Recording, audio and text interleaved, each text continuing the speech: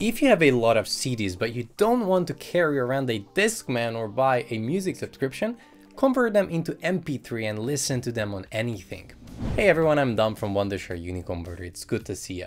So let's get to the matter at hand, how to convert CDs to MP3. We're going to use the UniConverter, which is a multimedia toolbox, and if you don't have it yet, you should. It takes only a few clicks. Then open the UniConverter. From the Tools menu, choose the CD converter. Insert the CD you'd like to convert. The tool will analyze the CD and load the audio tracks. If the metadata, artist, titles, and so on isn't recognized, you can change that before exporting. Down here, choose the output format to be MP3. You can customize the MP3 format settings by clicking on this icon here. Choose an output folder and then click on Rip CD. Once the process is done, you'll have your music exported in MP3. Now, apart from the fact that now you don't need to buy old cars with CD players anymore, here are a few perks that you can enjoy moving forward, and later we'll talk about the quality differences between MP3s and CDs. So one CD can store about 25 songs, 80 minutes worth of music.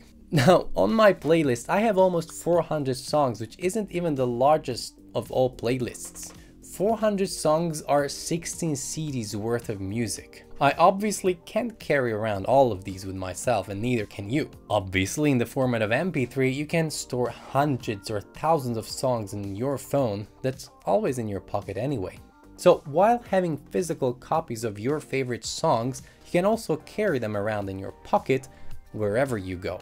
Following up on the first reason, hundreds of songs from CDs take up a lot of storage space. That's the reason you should convert them and convert them into MP3, because it's a compressed format. It also means a decrease in audio quality, but since most likely you'll be listening to these MP3 songs through earphones, you won't hear the difference.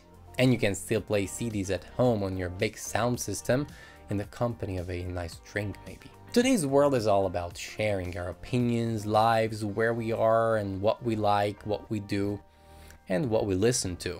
Well, if you have a song you'd like to share with your friends, MP3s are easier to share than lending them your precious CDs that you might not see again.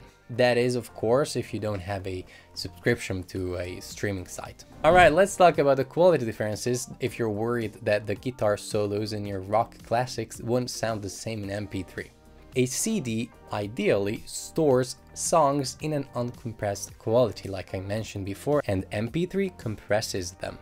So in high quality audio systems, the differences can be significant. However, that also depends on the bitrate an MP3 file has. To put things in perspective with numbers, MP3 ranges from 96 to 320, Spotify 96 to 160, and CDs ideally have bitrates of 1411 kilobytes per second. That is, of course, if the audio is put on the CD straight from the mixer. Putting low quality MP3 files on a CD will not make them sound better, just so you know. Now, if you're using the UniConverter for converting CDs to MP3, you can set up the bitrate manually, making sure that you're getting out the most of these compressed files. So if you remember the part where you can customize your MP3 attributes, this is what you can do by setting up the bitrate. Increasing the bitrate will also increase the file size, but we're still talking about around 20% of the original file size, which is a win for us. And no, the audio quality is not 5 times worse. But that's all for this video. If you liked it, leave a thumbs up and subscribe to the channel. I'm going to thank you for watching this video, and I'll see you in the next one.